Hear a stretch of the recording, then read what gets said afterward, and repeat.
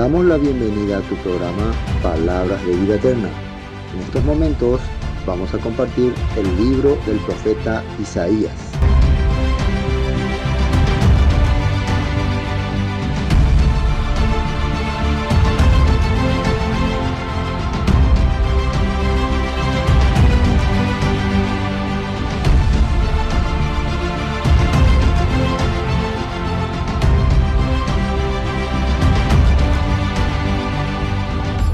Bueno, una vez más, gracias a todos por su presencia. Vamos a hoy continuar con el estudio del libro del profeta Isaías. El profeta Isaías. Voy a poner mi tiempo para que yo no me pase. Hoy el capítulo 35 de Isaías, capítulo 35. De acuerdo a los análisis que estamos haciendo, estudiando el libro del profeta Isaías, estaríamos llegando a la parte final del libro como autor al profeta Isaías, o en el tiempo del profeta Isaías. Entonces, por eso es muy importante estos últimos capítulos. Es como cuando uno está viendo una serie y está viendo las partes, ¿cómo se dice? Los últimos capítulos.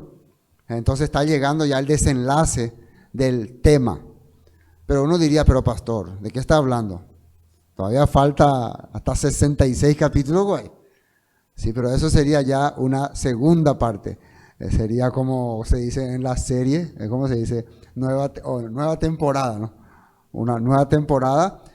Pero ¿por qué si es nueva temporada y se trata del libro de Isaías? ¿Y de qué se trataría, no? Y eso es lo que cuando lleguemos a esos capítulos vamos a analizar. ¿Por qué los autores de esos escritos que van más allá del capítulo 39 pusieron como título al profeta Isaías? ¿Por qué si ya han pasado mucho tiempo, ya no era más el tiempo del profeta Isaías? ¿Por qué razón? ¿Quieren saber eso? Entonces, no se pierdan los siguientes capítulos, sigan, ¿no?, la serie, ¿no? Pero hoy vamos a volver al tiempo del profeta Isaías. Estamos allá por el año 720, 715 aproximadamente, ¿no? Vamos al capítulo 35, dice, futuro glorioso de Sión. O sea, en estos capítulos 33, 34 y 35 se habla prácticamente de lo que va a acontecer cuando venga el juicio que está establecido por el Eterno a las naciones, cómo va a quedar esa tierra después de este juicio y qué esperanza hay para el pueblo de Israel. Todo eso nos está relatando capítulos 33, 34 y 35. Por eso es importante que podamos entender. Y son frases tipo poéticas, ¿no? Frases alegóricas, muchas palabras como personalizando, o ¿cómo se dice? Comparando, ¿cómo se dice eso? Cuando vos comparas alguna roca con alguna cosa viva, ¿cómo se llamaba? Ay, gramática es muy pobre, ¿no? O mi literatura, ¿no? Personificación, ¿no? Así se podía decir, ¿no? Cuando vos le decís la roca, clamaban, el pasto gritaba, algo así, ¿no? La personificación. Bueno, muchas de esas cosas vemos aquí, ¿no? Habla de animales, de chacales, de víboras, de búhos, pero en realidad está tratando de hablar del ambiente que ellos iban a vivir. Bueno, arranquemos. Capítulo 35. Se alegrarán, versículo 1. El desierto, ahí ya entramos ya. El desierto se va a alegrar, dice. El desierto está feliz, dice. Y la soledad, el yermo se gozará y florecerá como la rosa. Entonces, para entender por qué está hablando así, tenemos que darnos cuenta que el capítulo 34 estaba hablando de que iba a quedar todo desolado, abandonado, que iba a venir una tremenda, ¿cómo se puede decir?, angustia. Y que los lugares iban a estar habitados por chacales, por serpientes, pero después iba a venir un momento en que toda esa tierra iba a cambiar, dice. Se van a alegrar porque van a ver una restauración. Entonces acá dice que ese territorio se va a alegrar y gozará y florecerá como la rosa. Vamos a entrar en la nota 1 para poder analizar un poco este punto. Esto acá empezaba en el capítulo 34 diciendo así: vengan aquí y escuchen, oh naciones de la tierra, que el mundo y todo lo que hay en él oigan mis palabras. Entonces el mensaje iba para todas las naciones que estaban alrededor de la tierra de Israel. Pues el Eterno está furioso contra las naciones. Su furia es contra todos sus ejércitos. Los destruirá por completo, los condenará a ser masacrados. Así arrancaba el capítulo 34 y después hablaba de otras cosas que iban a ocurrir. Ustedes pueden volver a escuchar si quieren saber de qué se trató. Ahora, antes de entrar en el capítulo 35, y como es probablemente el último capítulo donde el profeta va a narrar tipo el mensaje profético, alegórico y impactante, ¿no? Vamos a ver un poco para recordar quién era el profeta Isaías. ¿Está bien? ¿Quién era el profeta Isaías? Y dice, últimos relatos del Naví Isaías, o profeta, ¿no? Dice, etimología del hebreo Yesayah. Ese es su nombre en hebreo, ¿no? Yesayah. O Yahweh es salvación. Ese era el nombre que recibió el profeta, el Naví. O sea, su nombre significaba el Todopoderoso nos quiere salvar, o el Todopoderoso también nos quiere restaurar. Y hay una cosa interesante. Muchas veces los nombres aparecían, no estoy diciendo que es el caso del profeta Isaías, pero muchas veces los nombres se iban poniéndole a las personas de acuerdo a la vida que iba llevando, o a medida que iba creciendo o iba desarrollándose, entonces las personas mismas le llamaban así. Entonces, probablemente, eso es una suposición, a medida que este hombre empezaba a hablar las palabras del Eterno, muchos entendían, su vida es salvación del Eterno. Su vida está haciendo que nosotros podamos recibir el rescate. Eso es muy importante. Esa es una posibilidad. Está la segunda, que en el corazón de sus padres, de los padres del profeta Isaías, o Yesayah, había la esperanza de que queremos que nuestro hijo un día sea un hombre por el cual el Todopoderoso salve a nuestro pueblo. Entonces, con esperanza y proféticamente le ponían ese nombre. O sea, teniendo la esperanza de que su hijo va a ser alguien que va a lograr cosas inéditas para el pueblo. Por eso tenemos que entender entonces que la palabra, o sea, el nombre no simplemente significa un sonido, sino significa una acción, una vida, un actuar. Entonces de ahí que cuando muchas personas dicen el nombre de tal cosa, en el nombre, no es simplemente el nombre, el sonido el que tiene el poder, sino la acción. Eso yo puedo entender por qué muchos ahora se quejan. O sea, cuando uno habla, por ejemplo, el nombre de Jesús y directamente te dice, ese es un nombre pagano, diabólico, significa aquí el cerdo, el caballo diabólico. Entonces te contestan mucho en el cristianismo. ¿Y cómo yo en el nombre de Jesús cambié mi vida? En el nombre de Jesús rescaté a muchas personas del alcoholismo, de la droga. Inclusive oré por muchas personas y fueron sanadas. Inclusive algunos te dicen, yo invoqué y eché demonios en el nombre de Jesús. Entonces, ¿cómo puede ser eso? Dicen. Entonces ahí podemos entender que estas personas, si realmente en su corazón estaban viviendo las enseñanzas que el maestro Yeshua, que se le conoce como Jesús, dio, y ellos están aplicando eso en su vida, y con esa enseñanza y esa aplicación estaban yendo a orar por las personas, a predicar su palabra, entonces va a tener poder. No sé si me están captando. Porque ellos no estaban usando solamente el sonido, sino con sus vidas estaban demostrando que eran discípulos de Yeshua o de Jesús. Igual, muchas personas que están haciendo las cosas en el nombre del Eterno, sirviendo al Todopoderoso, haciendo las cosas que el Todopoderoso le agrada, guardando la Torah que le fue implantada en la mente Porque el Todopoderoso implantó su instrucción primero en nuestra mente y a medida que crecemos, esa Torah se va desarrollando.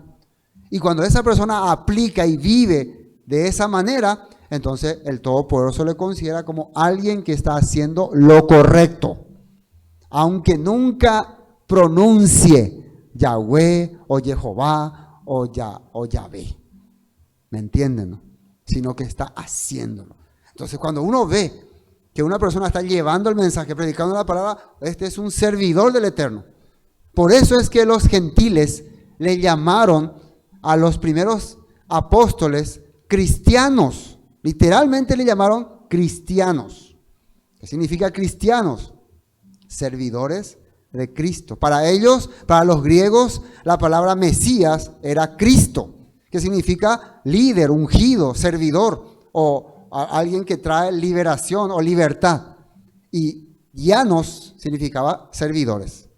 Entonces, cristianos, servidores de un líder. ¿Quiénes le llamaron cristianos a los apóstoles? Los gentiles.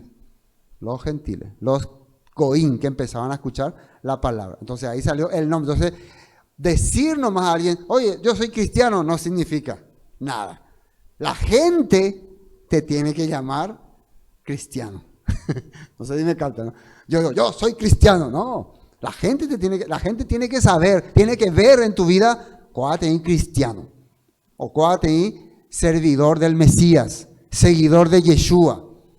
Este es alguien que está llevando la palabra del Mesías a todas partes. ¿Me captan, no? Bueno, ahí entramos. Eso, estamos entrando en este versículo. Vamos a ver si terminamos, ¿no? Como decía la hermana María, cuando el pastor va a leer 10 versículos, quiere decir que va a ser largo. Cuando va a leer 40 versículos, quiere decir que va a ser corto, ¿no? O pilla pa' madre, ¿no? Y muchas veces cuando los versículos son cortos, quiere decir que son más profundos. Por algo se escribieron así. Bueno, entonces ese es su nombre. Ahora, ¿quién era el profeta Isaías? Fue uno de los mayores profetas que encontramos en la Biblia. Estuvo durante el reino de Judá bajo el mando de Usías. Fue el creador del libro bíblico Isaías. Le llaman el creador porque él arrancó con este libro. Después el libro sería toda una enciclopedia, ¿no? Toda una escuela. Isaías, al menos los estudios confirman que la primera parte es de su autoría. En sus relatos anunció el nacimiento, sacrificio y gloria de Yeshua. Es por ello que es uno de los elegidos más apreciados. Incluso se ha considerado como el príncipe de los profetas. Llegó a ser predicador y en el capítulo 6 de su libro relata su llamado al oficio profético. Se casó y tuvo 2 hijos. Y estuvo activo en su profesión desde el 740 hasta el 700, antes del Mesías. Isaías aceptó ese llamamiento del Eterno, incluso cuando sabía que no iba a ser un trabajo fácil, pero cumplió con su labor. Siempre contó con la seguridad de que Elohim le daba de predicar, que el reino caído tendría que renacer en uno nuevo, donde el Señor gobierne. Esto es muy importante porque Isaías aceptó este trabajo sabiendo que iba a ser rechazado, murmurado, criticado, menospreciado. Muchas personas, cuando aparece un predicador en su frente, es muy fácil criticarle, hablar, ¿por qué el predicador es así? ¿Por qué el pastor es así? Pero imagínense ponerse en ese lugar. El pastor sabe que cuando arranque su ministerio de pastor o su vida de pastor, sabe que va a recibir crítica, porque es el blanco de muchas miradas. Es diferente cuando un montón de personas están ahí, entonces algunos se escabullen ahí escondidillos, nadie sabe qué está haciendo ahí. Pero cuando vos te presentás acá arriba, vos estás en el blanco, en la mira de muchos. Entonces las cosas que decís les puede agradar a alguno, les puede desagradar a otro, o vos mismo como persona te podés equivocar cuando decís algo, y algunos ya te trozan sin perdón. Bueno, el profeta Isaías sabía que esto le iba a ocurrir, a pesar de que él era miembro de la realeza y probablemente uno de los destacados políticos en su época. Por eso conocía mucho sobre la política de Judá. Los relatos bíblicos cuentan que 2 primogénitos de Isaías tenían nombres con significados muy especiales. Se sabe que cuando llegó al momento del parto, su hijo, el Eterno le habló y le dijo que le pusiera por nombre Maher Salal Hasbaz. Ya habíamos hablado de ese significado. El Todopoderoso va a traer juicio sobre esta nación. Eso significaba su nombre, ¿no? El Todopoderoso. Entonces imagínense, nació uno de sus hijos y el Todopoderoso le dijo, ponele a tu hijo este nombre, Maher Salal Hasbaz. ¿Y qué significaba eso? Yo traigo juicio sobre esta nación. Historia de Isaías en la Biblia. Se sabe que su persona profetizó durante los reinados de 4 reyes, desde Usías hasta Ezequías.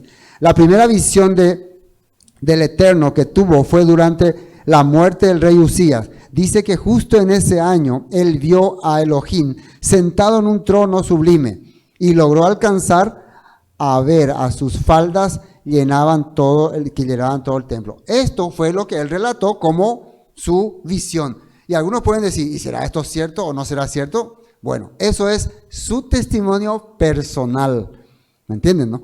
Nosotros lo que nos enfocamos es en su vida, en su relato, en lo que él hizo. Pero cada persona tiene su testimonio personal. Por eso si alguien viene y te cuenta, yo he visto ángeles, a mí me apareció Jesús y me habló. Bueno, eso es su testimonio personal. Yo puedo creerle o no creerle. Lo que a mí me interesa es cómo vive esa persona. Por eso nosotros no tenemos que pensar que porque recibimos visiones o recibimos revelaciones, somos más espirituales. Nosotros somos espirituales cuando vivimos espiritualmente, cuando aplicamos las cosas que al Padre le agrada. Y si en ese trayecto recibimos alguna visión, alguna revelación, alabado sea. Pero eso no nos hace más espirituales. Eso va para aquel que piensa que porque recibió alguna revelación o visión o no sé, algo sobrenatural, es mucho más espiritual que otras personas y no es así. A menos si su vida no se ve eso. Bueno, Asiria es el enemigo principal del profeta, dice, y el cual tratan la mayoría de los capítulos de su libro. Y aparte de eso, también logra predecir la caída de Babilonia. Es dentro de este contexto donde proyecta la esperanza mediática del Salvador. Hay una cosa interesante. En realidad, sus seguidores son los que van a captar que el profeta Isaías también ya estaba hablando de un imperio que realmente iba a venir y iba a traer juicio sobre Judá. Ya son sus seguidores. Y probablemente entre esos seguidores estaba Jeremías y también Ezequiel. Que eso vamos a dar en la segunda temporada de Isaías. No se pierdan, ya son spoilers, ¿no? Segunda temporada de Isaías. Podemos analizar la estructura de su libro de la siguiente forma. En la primera parte contiene una gran acusación con los llamados de pesar y de ofertas de misericordia. El segundo le sigue la promesa de redención mundial y luego pasajes con amenazas. En este apartado de atavíos a las mujeres de Jerusalén como ilustración del pecado. Isaías fue un firme opositor a la política de alianza de los reyes de Judá con los imperios extranjeros y llamó a confiar en la alianza con Yahvé, Adonai. Se opuso al protectorado de Asiria que el rey Acaz propició para enfrentarse con el norteño reino de Israel y aquel de Damasco.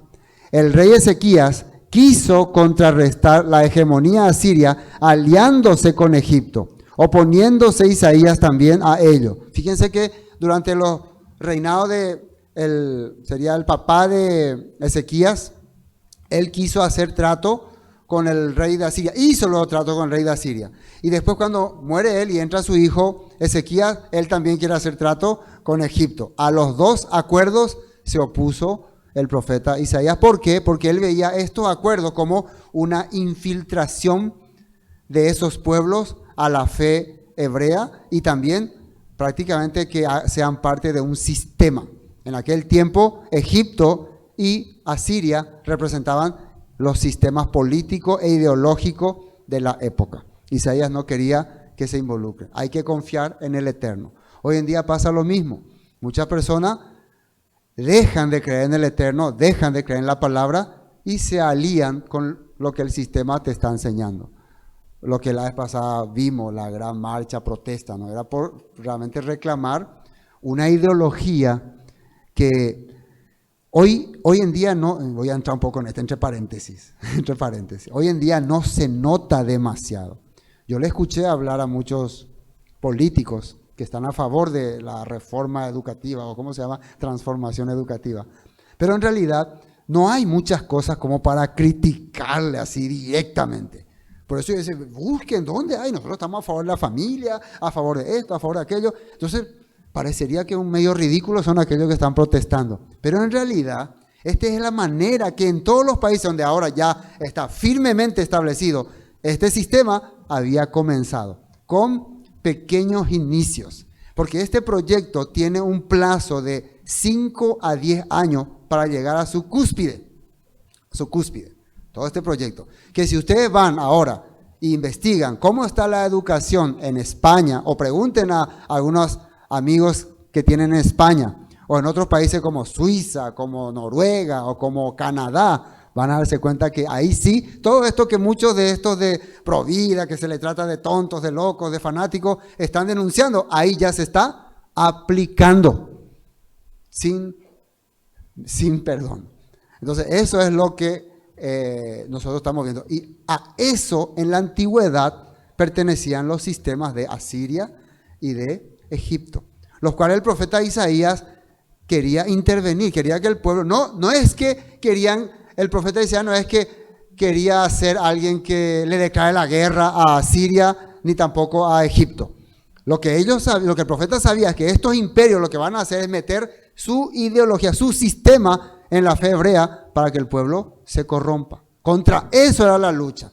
Y si estos pueblos quieren invadirte, no te preocupes, el Eterno te va a proteger. Podemos hacer alianzas de paz, todas estas cosas se podía hacer alianzas de mercado, todo eso no hay problema. Pero el tema era cuando ellos querían meter su idea, su pensamiento. Ahí el profeta Isaías intervenía.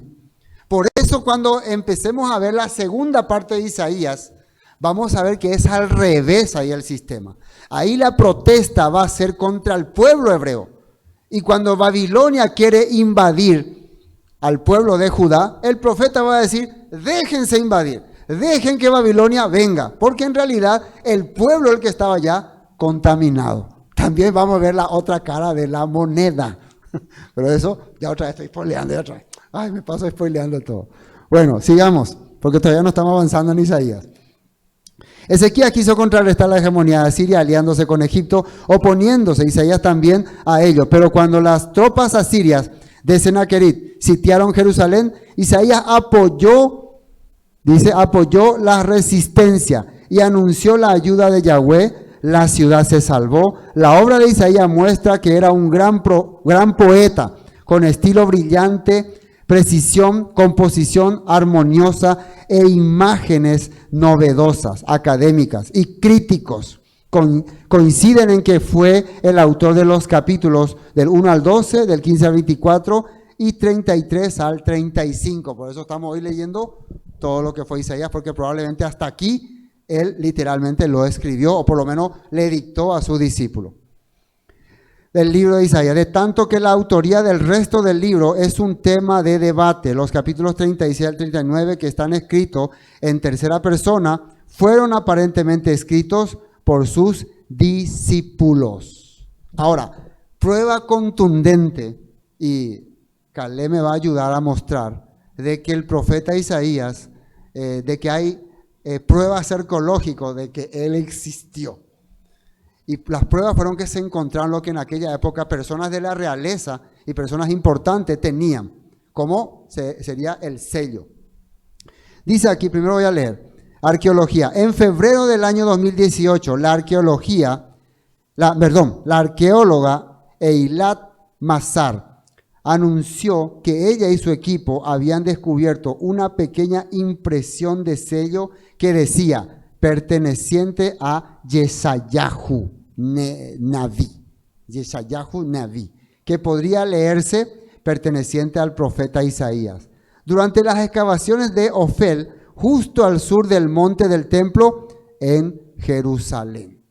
Dice también, la pequeña bulla o sello fue encontrada a solo 3 metros de distancia de donde una bulla intacta con la inscripción perteneciente al rey Ezequías de Judá había sido descubierta en el 2015 por el mismo equipo. Y aquí sale. Isaías 34:1 dice, vengan aquí y escuchen, oh naciones de la tierra, que el mundo y todo lo que hay en él oigan mis palabras, pues el Señor está furioso contra las naciones, su furia es contra todos sus ejércitos, los destruirá por completo. Eso es lo que decía en 34. Bueno, vamos a ver ese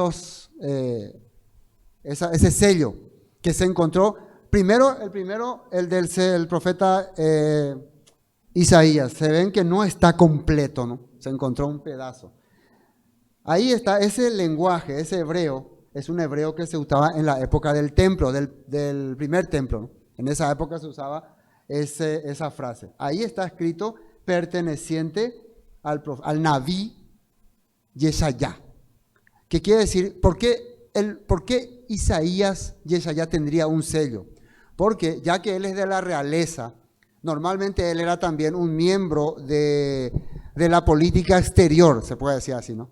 Él era el que iba y hacía acuerdos con los otros gobiernos, y cuando ellos hacían un acuerdo, tenían que sellar.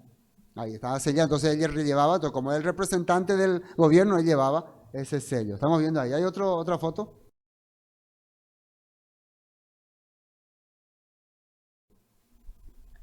¿Hay otra foto?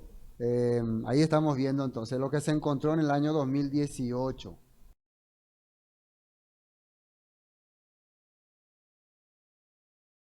¿Ven? Se lee clarito. Se lee clarito. Como nosotros no entendemos el hebreo, pero las personas que captan y entienden el hebreo, sí pueden saber que ahí está diciendo perteneciente al Naví Yeshayá. Bueno, prueba contundente de que el profeta existió. Esto se encontró en el año 2018 por esta arqueóloga. Y a 3 metros, dice, de donde se había encontrado en el 2015 otro sello perteneciente al rey Ezequías. Ahora vamos a ver el sello del rey Ezequías.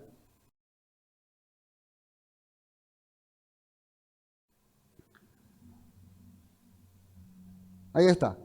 Este es el sello perteneciente al rey Ezequías que ellos usaban en aquel tiempo.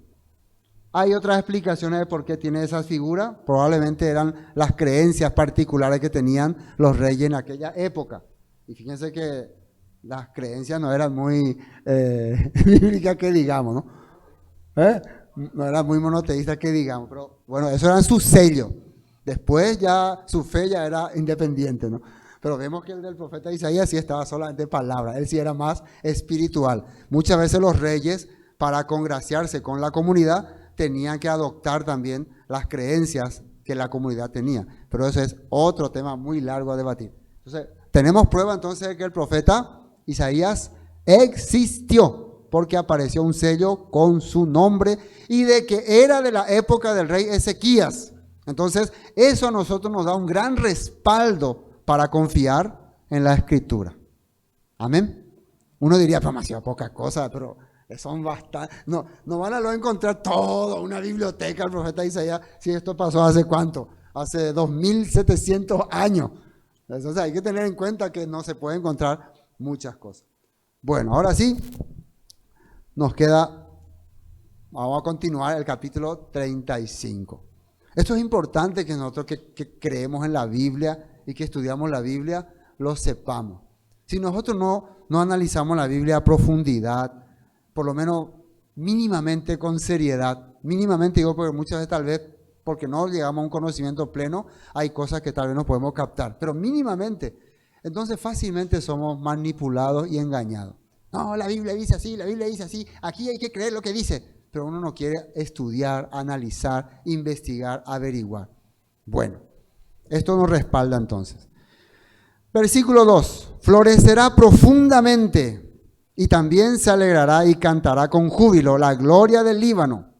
Le será dada la hermosura de Carmelo y de Sarón. Ellos verán la gloria del Eterno, la hermosura del Elohim nuestro. Estaba hablando nuevamente del tiempo en que Israel iba a ser restaurado. En la Nueva Traducción Viviente dice así: así es, habrá abundancia de flores, de cantos y de alegría. Los desiertos se pondrán tan verdes como los montes del Líbano, tan bellos como el monte Carmelo o la llanura de Sarón. Allí el Señor manifestará su gloria, el esplendor de nuestro Elohim. Muy importante entender que la presencia del Eterno va a manifestarse con nosotros, dice. ¿Por qué va a haber restauración? ¿Por qué va a florecer? ¿Cuándo es que un campo está destruido, sin flores, sin planta? Generalmente cuando se transita mucho o cuando hay guerras, pasan muchos caballos, todo está desértico. Pero cuando todo eso termine, todo empieza a restaurarse, a florecer, a crecer, a nuevamente renovarse. Bueno, en Isaías 25:9 dice así: en aquel día la gente proclamará: este es nuestro Elohim, confiamos en Él y Él nos salvó. Este es el Eterno en quien confiamos, alegrémonos en la salvación que nos trae. Entonces, el profeta habla que va a llegar un momento en que ellos van a darse cuenta que el que les salvó no son esos dioses, no son esas creencias que vienen de los asirios, de los egipcios, es el Todopoderoso que va a manifestar su obra en ellos, su kabod, su gloria, su manifestación. Y ellos van a contemplar y van a creer en Él. O sea que para creer en Él se tiene que experimentar la salvación. Eso está diciendo aquí. Bueno, recuerden que el capítulo 35 son expresiones proféticas, narrativas. Fortaleced las manos. Entonces, ya que va a haber eso, ¿qué le está diciendo al pueblo de Israel? El pueblo de Israel, el pueblo de Judá, en este momento, ¿saben cómo están? Están prácticamente rodeados por asirios. Los asirios ya están en las puertas del área. Ya se escucha que cayeron diferentes ciudades. Inclusive, probablemente en este momento, la última ciudad, que era la ciudad fortaleza, la ciudad de, me olvidé de su nombre, Laquis, que era la ciudad protectora, estaba ya en poder de los asirios. Entonces ellos prácticamente ya no tenían esperanza, ellos ya caminaban: vamos a morir, como decía ese perezoso, ¿no? Vamos a morir, porque ya los asirios ya habían tomado todo el país de Judá. Lo último que quedaba era Jerusalén. Entonces, ¿qué esperanza ustedes tendrían? Si nosotros sabemos que nos invadieron en la Guerra Triple Alianza, si estuviéramos en esa época, brasileros, uruguayos, argentinos, un ejemplo, ¿no? Hablamos de aquella época. Y ya solamente nosotros quedamos ahí en el medio vivos, un poquito, un pucho. ¿Qué esperanza vamos a tener? Yo me imagino, pobre Mariscal López con sus 400 soldados medio moribundos ahí. ¿Qué esperanza es lo que van a tener? Le viene un ejército de brasileros, de uruguayos. Entonces sus corazones estaban quebrantados. Así estaban los judíos en esa época. Por eso el profeta les manda este mensaje: fortalecer las manos cansadas, afirmar las rodillas endebles. Y estas palabras son luego usadas por los mismos discípulos en los tiempos ya, cuando los romanos también estaban persiguiendo a los creyentes en Yeshua. Vamos a la nota 3.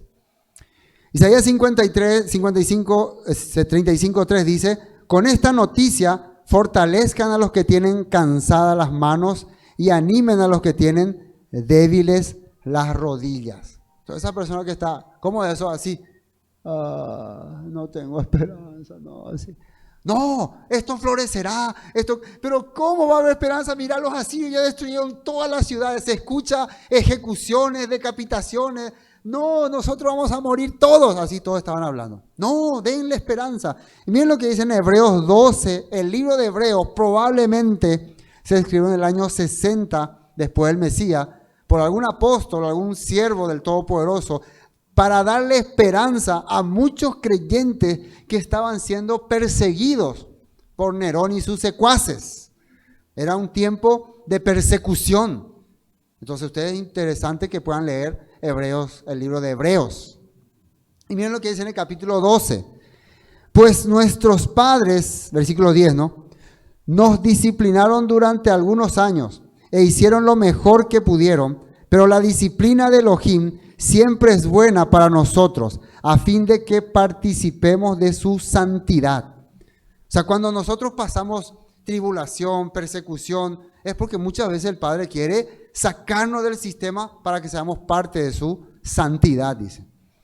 Ninguna disciplina resulta agradable a la hora de recibirla. Al contrario, es dolorosa, pero después produce la apacible cosecha de una vida recta que los que han sido entrenados por ella. Por tanto, renueven las fuerzas de sus manos cansadas y fortalezcan sus rodillas debilitadas. ¿De dónde este escritor sacó esta palabra? Del libro del profeta Isaías. ¿Por qué estaría usando esta palabra? Porque la misma situación están viviendo en tiempos de los apóstoles, por la persecución que está haciendo Nerón. ¿Están captando? Entonces vamos a fortalecernos. Esto que estamos pasando es muchas veces una disciplina por haber sido rebeldes a la palabra. Claro, ¿por qué Judá estaba siendo rodeado por los asirios? ¿Por qué muchas aldeas habían caído? Recuerden que ellos habían sido rebeldes a la palabra.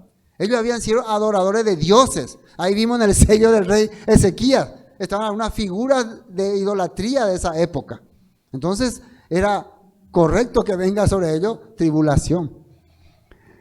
Dice más, tracen un camino recto para sus pies, a fin de que los débiles y los cojos no caigan, sino que se fortalezcan. Esfuércense por vivir en paz con todos y procuren llevar una vida santa, porque los que no son santos no verán al Señor. Así está diciendo la palabra. Bueno, volvamos a versículo 4.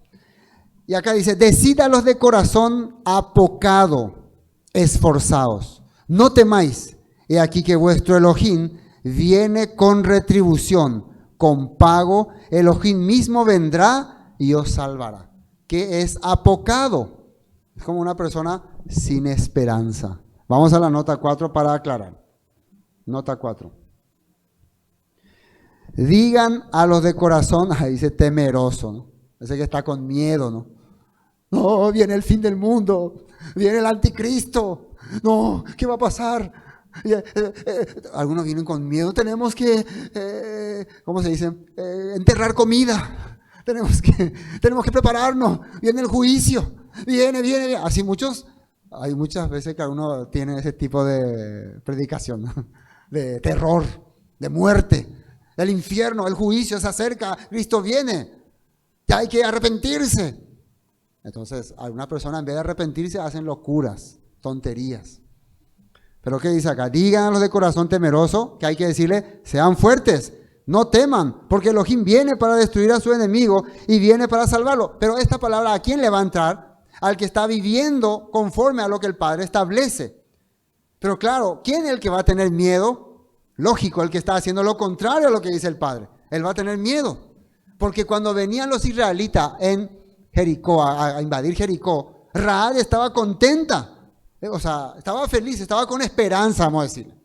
Pero el resto de la población, terror era, terror. ¿Por qué? Porque ellos habían hecho lo contrario a la voluntad del Padre. Salmo 145, 19. Él concede los deseos de los que le temen y oye sus gritos de auxilio y los rescata. Si hay una persona que realmente está clamando al Padre, pidiendo misericordia, Él no va a ser parte de ese juicio que se acerca. Pero si vos estás siendo parte del sistema, yéndote en contra de la voluntad del Padre, entonces sí debería de temer.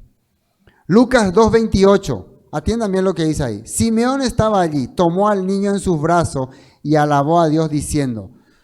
Esto es interesante porque cuando Simeón vio a Yeshua, bebé, le vino unas palabras proféticas de esperanza. Por eso que puse este texto acá.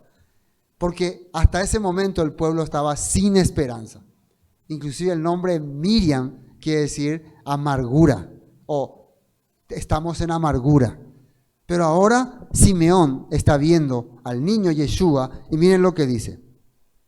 Señor soberano, permite ahora que tu siervo muera en paz como prometiste. He visto tu salvación, la que preparaste para toda la gente. Él es una luz para revelar a Dios a las naciones y es la gloria de tu pueblo Israel. Entonces, en Yeshua, este Simeón, se le reveló todas las promesas que están en la Escritura. Yo aquí usé un texto corto, pero realmente se le reveló todas las promesas que están en la Escritura. Miren este texto, Juan 9:31, otra palabra que se revela en el Nuevo Testamento que salió del profeta Isaías. Palabras de un ciego. Sabemos que Elohim no escucha a los pecadores. ¿Quiénes son los pecadores? Opositores al reino. Pero está dispuesto a escuchar a los que lo adoran y hacen su voluntad. Entonces, ¿quiénes son los que estarían con corazón temeroso, apocado? Aquellos que realmente no estaban haciendo la voluntad del Padre. Aquí, que hay que decirle, dejen de vivir de esa manera y vuelvan a la voluntad del Padre, entonces tendrán un corazón de fe y de esperanza. Porque a ese oye, dice este ciego, que yo quiero ir al contexto, pero después. Isaías 35:5 dice, y cuando Él venga, abrirá los ojos de los ciegos y destapará los oídos de los sordos. Bueno, vamos ahora a el versículo 5. Entonces los ojos de los ciegos serán abiertos y los oídos de los sordos se abrirán. Y justo estamos viendo que un ciego está narrando un texto profético. Vamos a la nota 5. Nota 5. Juan 9:31. Por eso puse aquí otra vez. Y sabemos que Elohim no oye a los pecadores, pero si alguno es temeroso de Elohim y hace su voluntad, a ese oye. Aquí vamos a ir a entrar, vamos a ir a la Biblia, vamos a este capítulo. Vamos a Juan 9:31. Vamos a ver de qué habla ahí. Juan 9:31. Más detalladamente. ¿Por qué Dios no oye a los pecadores? Miren lo que dice ahí. Vamos a leer para entrar en contexto, aunque vamos a pasar un poco de tiempo, pero es importante saber esto. ¿Por qué? Dice que los ciegos van a abrir sus ojos y no solamente van a abrir literalmente, sino que van a ver la verdad de la palabra. Eso es lo que van a abrir. Dice, al pasar Yeshua vio a un hombre ciego de nacimiento y le preguntaron sus discípulos, diciendo, Rabí, ¿quién pecó, este o sus padres, para que haya nacido ciego? Atiéndame, le pregunta, ¿quién pecó? El pecado de esta persona es de nacimiento, es un pecado de origen ancestral, que le dice Yeshua. Respondió Yeshua, no es que pecó este ni sus padres. Atiéndame, no tiene nada que ver el pecado antiguo, el pecado original, ni nada que ver. No es que pecó este ni sus padres, sino para que la obra de Elohim se manifieste en él. La obra de Elohim es los testimonios de los profetas, lo que estaba anunciado se manifieste en su vida. Dice, respondió, no es que pecó este sino sino que para la obra de Elohim se manifieste en él. Me es necesario hacer las obras del que me envió, entre tanto que el día dura, la noche viene, cuando nadie puede trabajar.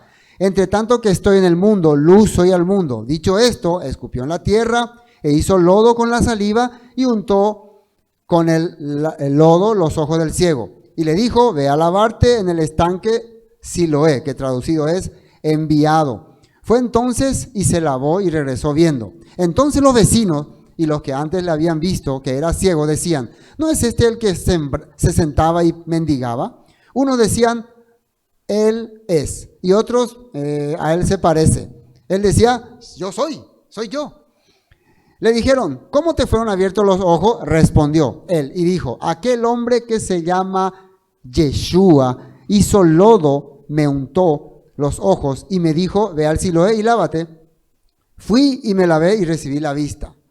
Entonces le dijeron, ¿dónde está él? Él le dijo, no sé.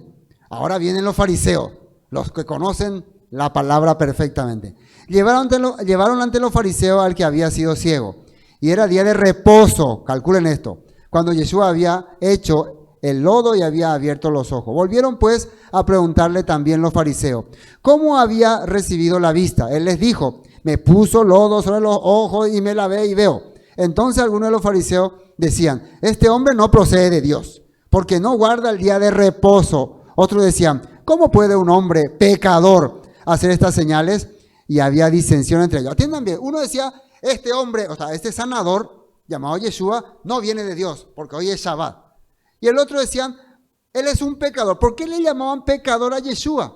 Porque de acuerdo a su teoría, él estaba quebrantando el Shabbat. De acuerdo a su teoría, el Shabbat ellos estaban quebrantando. Pero unas personas decían que, fíjense, ¿cómo puede un hombre pecador hacer estas señales? O sea, si este hombre fuera opositor a la Torah, eso es pecador. ¿Cómo aparecerían estas señales que hablan, que dicen que alguien que venga a traer restauración a Israel es el que va a hacer esta señal? Eso es lo que va a ocurrir. Y miren, entonces volvieron a decirle al ciego, ¿qué dices tú del que te abrió los ojos? Y él dijo que es Naví, alguien que te revela la escritura, no profeta. Profeta es alguien que te habla lo que tu suerte o tu futuro. Naví es alguien que te revela la palabra. Entonces para mí es alguien que está revelándonos la palabra. Eso es lo que está diciendo. Siendo ciego, está abriendo su vista. Pero los judíos no creían que él había sido ciego y que había recibido la vista, hasta que llamaron a los padres del que había recibido la vista y le preguntaron diciendo, ¿este es vuestro hijo, el que vosotros decís que nació ciego? ¿Cómo pues ve ahora? Sus padres respondieron y le dijeron, sabemos que este es nuestro hijo y que nació ciego, pero ¿cómo ve ahora? No lo sabemos. ¿O quién haya abierto los ojos? Tampoco. Pregúntenle, ya es suficientemente grande. Esto dijeron sus padres porque ahí dice que tenían miedo de ser expulsados de la sinagoga. Ya habían acordado que si alguno confesase que Yeshua era el Mesías, fuera expulsado de la sinagoga. Confesar que Yeshua es el Mesías es entender que Él es el que está trayendo la restauración y ustedes son falsos. Eso significa, por eso es que no le gustaba a ellos que digan que Yeshua era el Mesías. Por eso dijeron sus padres, no sabemos. Entonces volvieron a llamar al hombre que había sido ciego y le dijeron, da gloria a Dios. Nosotros sabemos que ese hombre es pecador. Nosotros decimos que ese que te sanó es un pecador. Y atiendan lo que le responde él. Entonces él respondió y dijo, si es pecador, no lo sé. Una cosa sé, que habiendo yo sido ciego, ahora veo. Le volvieron a decir, ¿qué te hizo? ¿Cómo te abrió los ojos?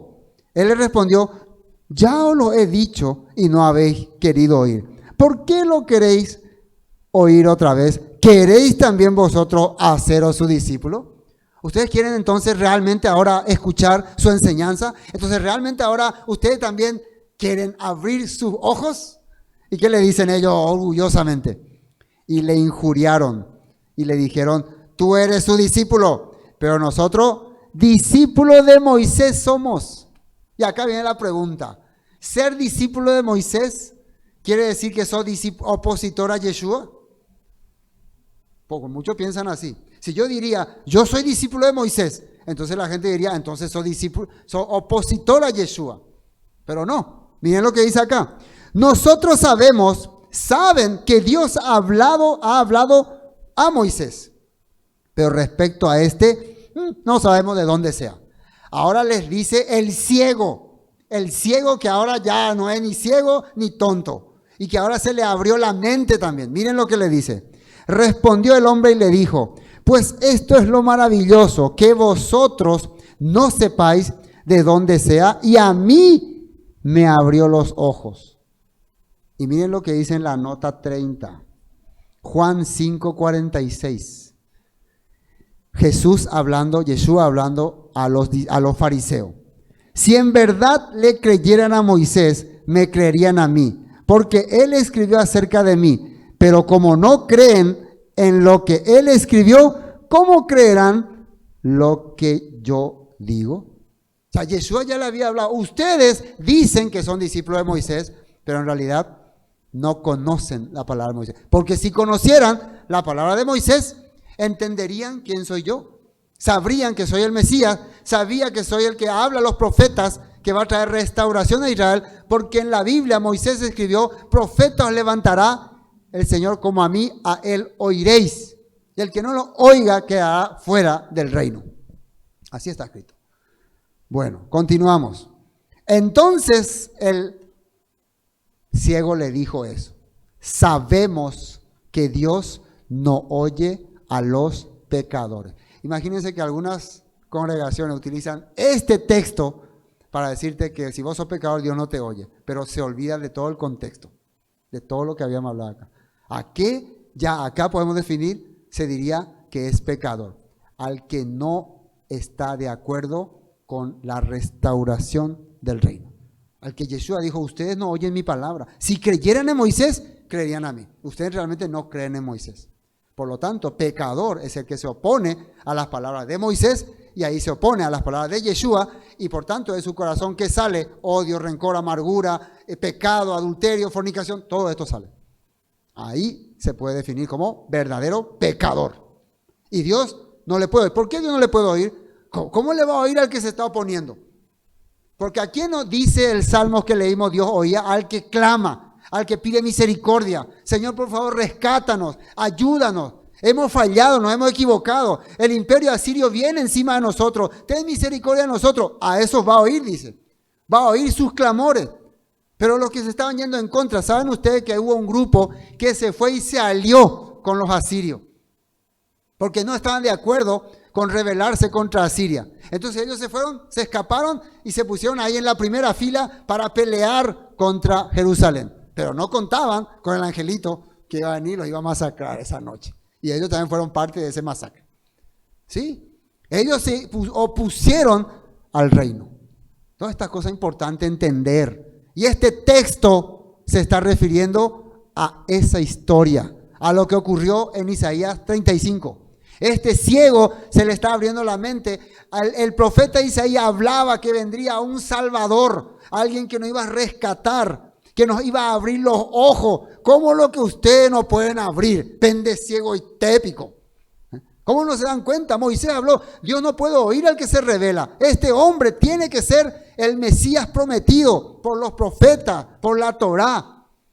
Él es nuestra esperanza. Pero ellos, rebeldes. Después, pero sabemos que Dios no oye a los pecadores. Pero si alguno es temeroso de Dios y hace su voluntad, a ese oye. Y vamos a ver nosotros que el rey Ezequías va a oír la palabra del profeta Isaías y va a hacer su voluntad.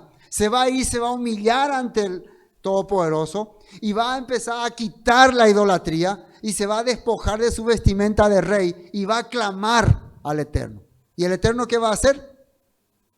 ¿Qué va a hacer el Eterno? Le va a oír, porque Él hizo su voluntad y temió al Todopoderoso y le oyó. Desde el principio no se ha oído decir que alguno abría los ojos de alguien que nació ciego. Si este no viniera de Dios, nada podría hacer. Respondieron y le dijeron, tú naciste del todo en pecado y nos enseñas a nosotros, y le expulsaron. Miren, ellos fueron los que le acusaron de que nació como pecado, con pecado. Cuando a Yeshua le preguntaron, ¿este hombre ya nació con pecado? ¿Qué dijo Yeshua? No. Ahora cuando alguien te diga, vos ya naciste con pecado, entonces no le crean, porque no es así. Otra cosa es la inclinación al mal, el Yetzer Hará. ¿Me entienden, no? Cuando Yeshua le preguntaron si este nació con pecado, no, dijo. Pero ahora sí los fariseos, tú naciste ya como pecado, porque era una teoría judaica, una creencia que cuando vos nacías con algún defecto físico, eso fue maldición de tus padres. Tú heredaste esa maldición. Ahora muchas veces hay congregaciones que así, que si vos nacés con algún problema físico es porque Dios te castigó o le castigó a tus padres y por eso un castigo. Nada que ver. Mentira, falsedad. Si uno nace, nace porque el Padre permite así. Y el Padre quiere usar gloria en la vida de las personas que han nacido con algún problema o detalle físico. Él tiene poder sobre ellos, misericordia sobre ellos. Quiere manifestar su gloria sobre ellos. Así que hoy el Padre nos aclaró este punto. Amén. Bueno, volvamos a Isaías 35. Era importante que le aclare esto, por eso disculpen que me haya alargado, pero porque este tema sale de Isaías 35. Bueno, pero ya no se preocupen. Isaías 35. Estamos en el versículo 6.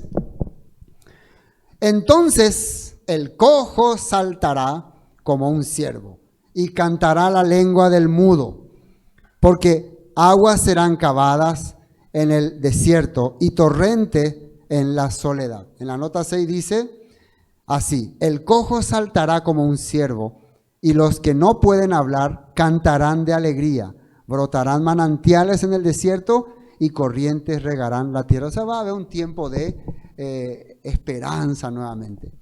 Miren lo que dice en Lucas capítulo 11. Yeshua, cumplimiento de los profetas. Yeshua, Lucas 11, 14. Cierto día, Yeshua expulsó un demonio de un hombre que no podía hablar. Cuando el demonio salió, el hombre comenzó a hablar, las multitudes quedaron asombradas. ¿Por qué? ¿Saben por qué se asombraron las multitudes? Algunos por el milagro, otros porque estamos ante la presencia del que va a traer la restauración de Israel. El cumplimiento de los profetas, estamos viendo. Por eso Yeshua dijo, muchos profetas, muchos hombres de fe desearon ver este día y no lo pudieron ver. Pero ustedes lo están viendo. Están viendo cómo las profecías se están cumpliendo.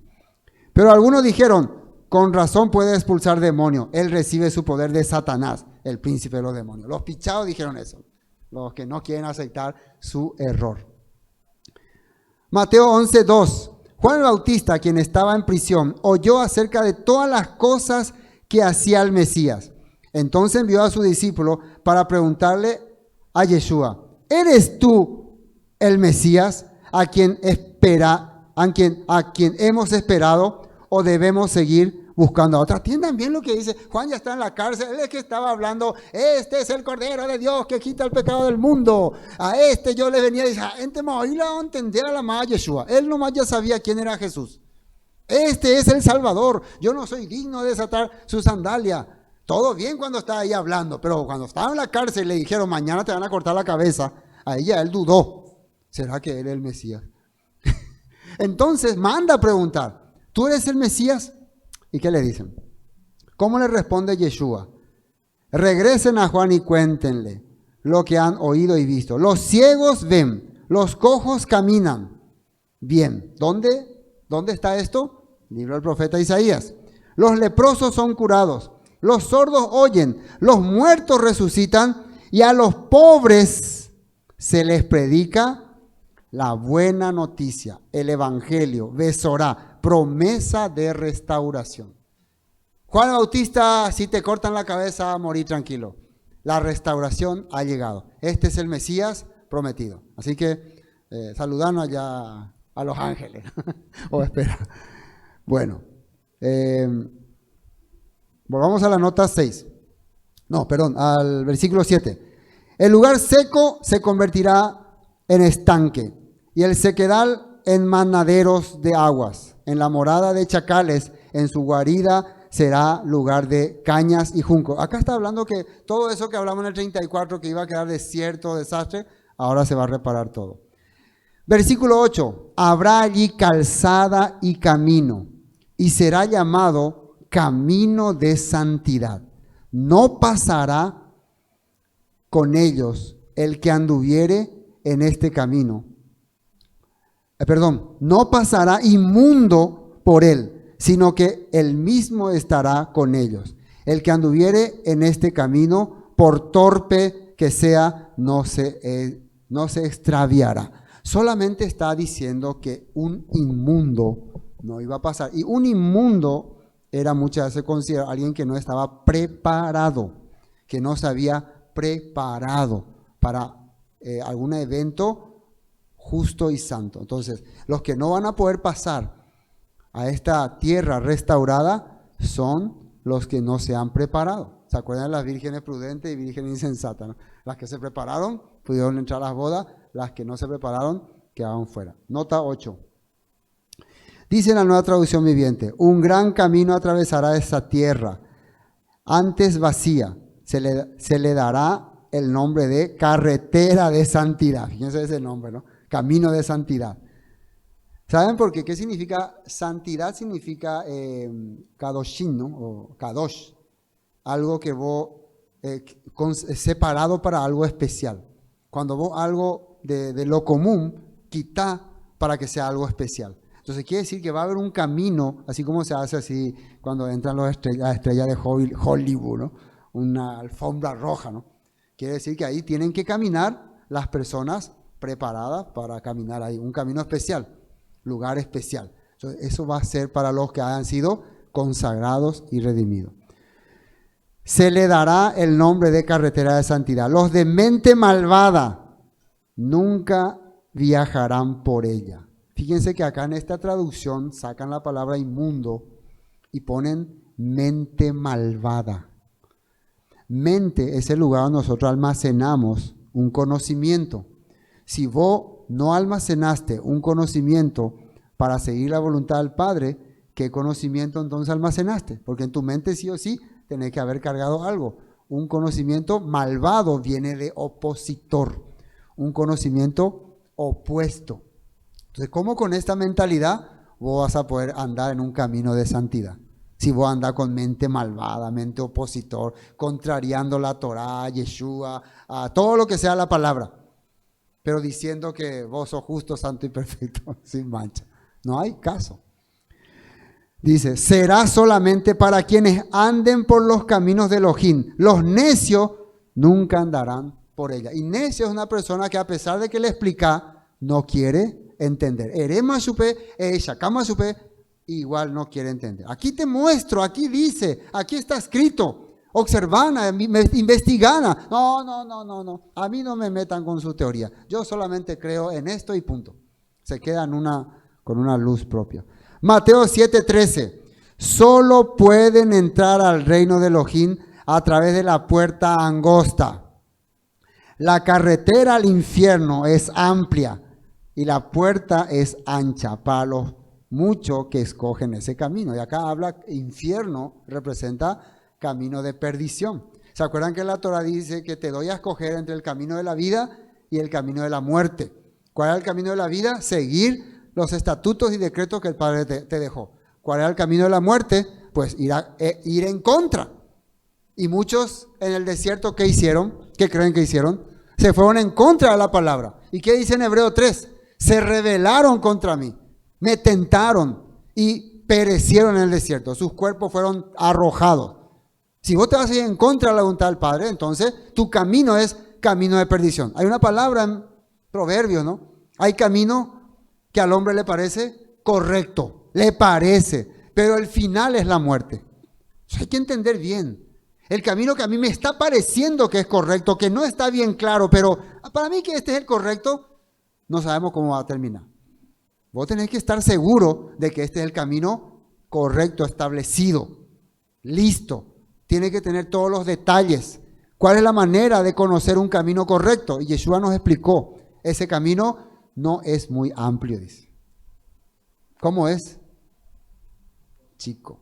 Hay que ir entonces con cuidado. Pero la gente, ¿qué camino le gusta? En donde va a caminar así, saltando y golpeando todo, chocando todo, haciendo virueta, todo así. No, acá es un camino que te con cuidado, despacito. Cuando vos te vas en un camino con cuidado, vos analizas todas las cosas. Si hay esto, si hay aquello. Pero cuando vos te vas así a la Bartola, entonces te va bien, pero después al final cae en un basurero. Cae en un basurero. Hay un comentario para entender nomás, literalmente. El Gehenna era una caída ahí en Jerusalén. Entonces cuando la gente traía la basura en carretilla, ¿no?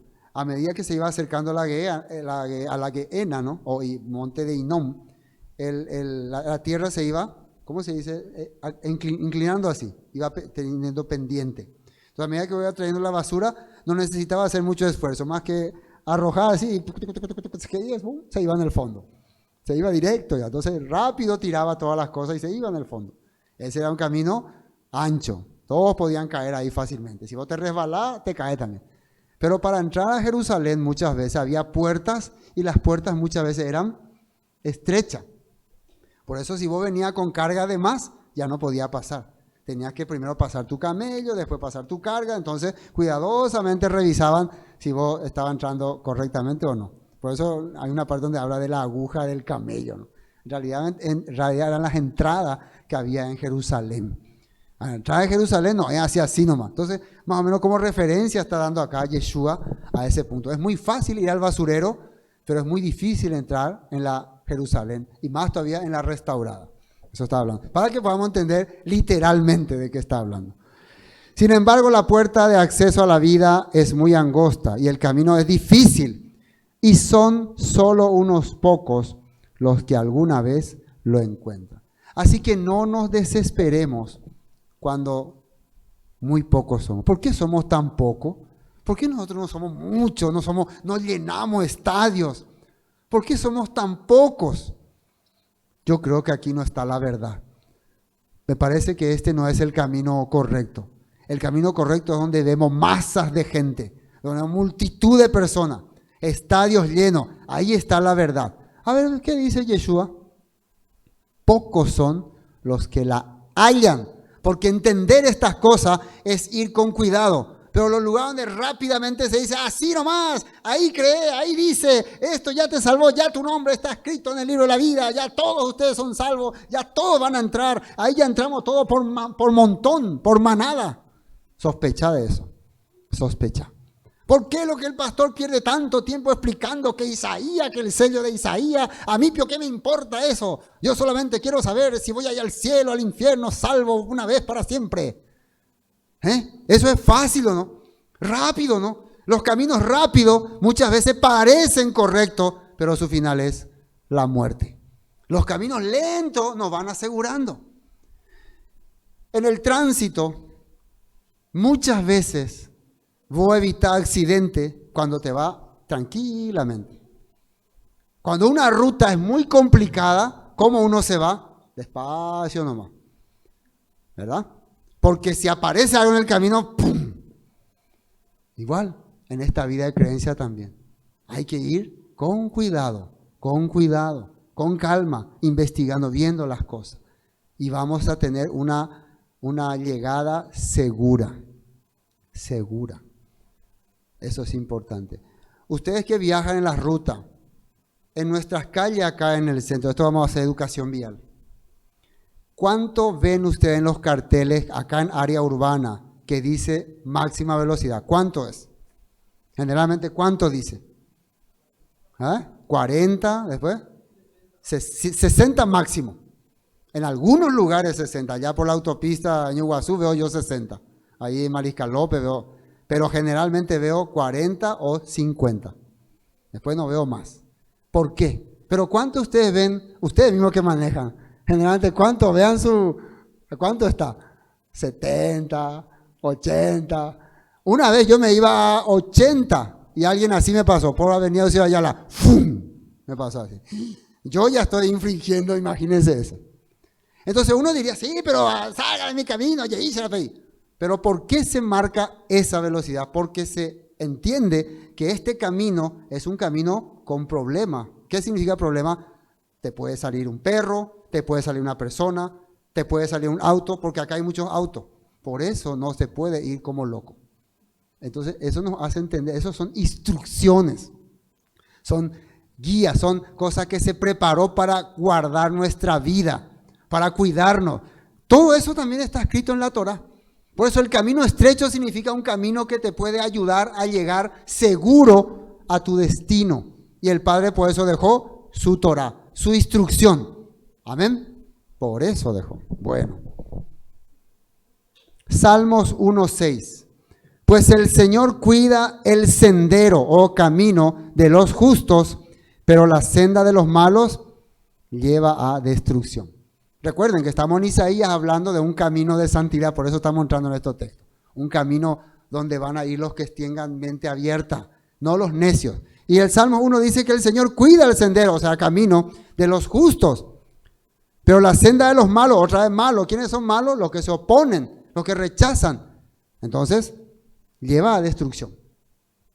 Apocalipsis 21, 24. Las naciones caminarán a la luz de la ciudad y los reyes del mundo entrarán en ella con toda su gloria.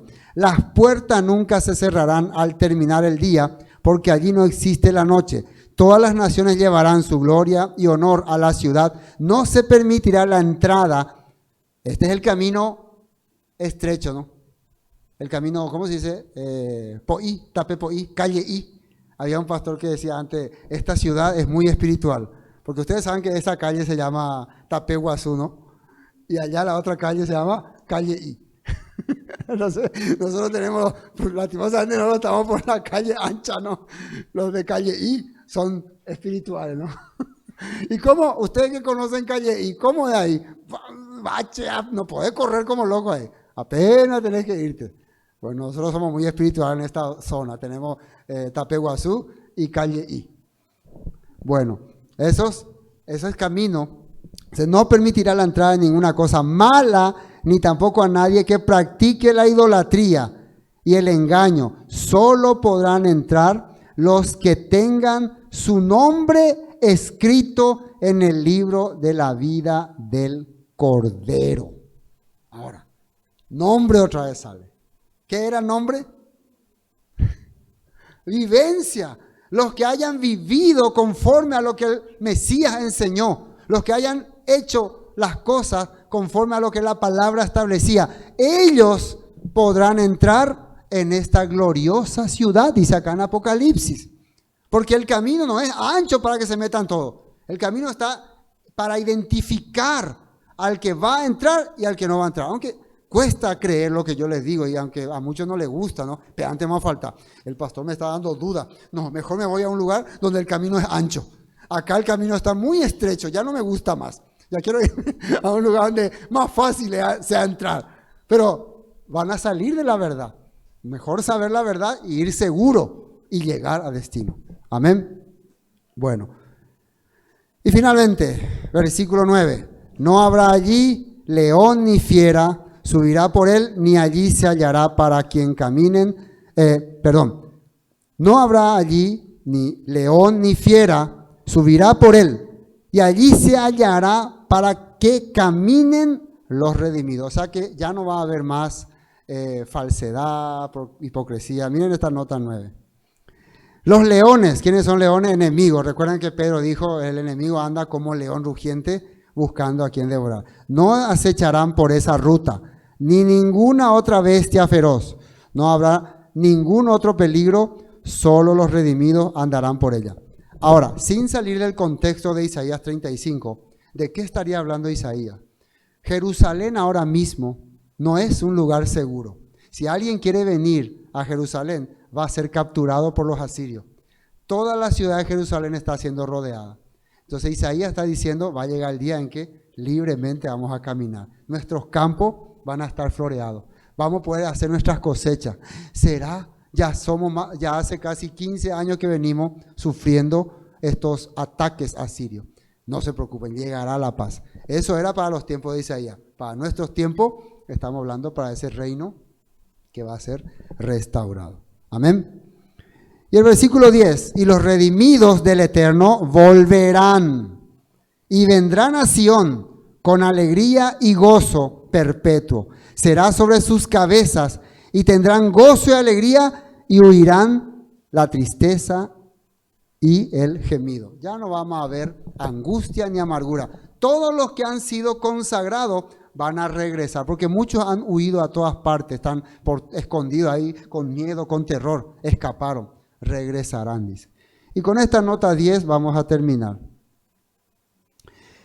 Nueva traducción viviente, Isaías 35:10. Regresarán los que han sido rescatados por el Señor. Entrarán cantando a Jerusalén, coronados de gozo eterno. Estarán llenos de regocijo y de alegría. Desaparecerán el luto y la tristeza. Fue eso lo que leímos en Apocalipsis, que van a entrar con gloria, con coronas.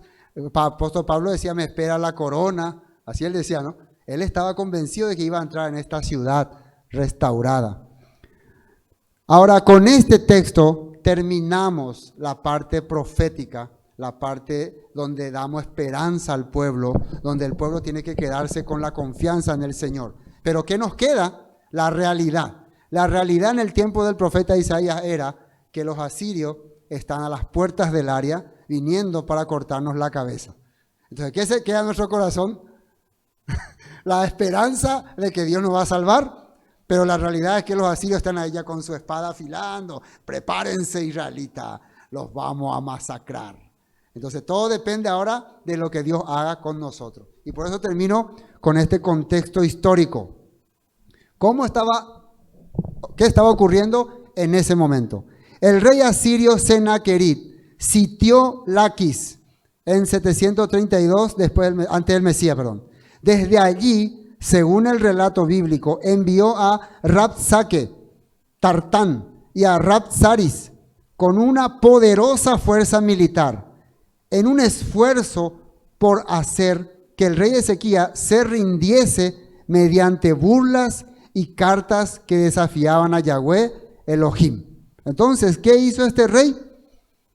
Invadió la última ciudad defensa de Jerusalén y envió ya a sus soldados con un montón de ejércitos y le dijo, ríndanse. Y a todos los israelitas le dijo, si ustedes no se rinden, van a comer su cacá y van a tomar su pipí. Así le dijo, ¿no? Y ellos serán masacrados. Así terminó. Y ahora, ¿qué pasará? Esta historia continuará. En el capítulo 36, si ustedes ven, aparece la invasión de Senaquerib. Ahora vamos a entrar ya a ver si aprendimos la fe. Ahora viene ya el juicio, la tribulación. Si la fe llegó a nuestro corazón, vamos a clamar, vamos a pedir y vamos a esperar a ver que el Padre nos salve. Pero eso será en los siguientes capítulos. Amén. Hoy hasta aquí vamos a compartir.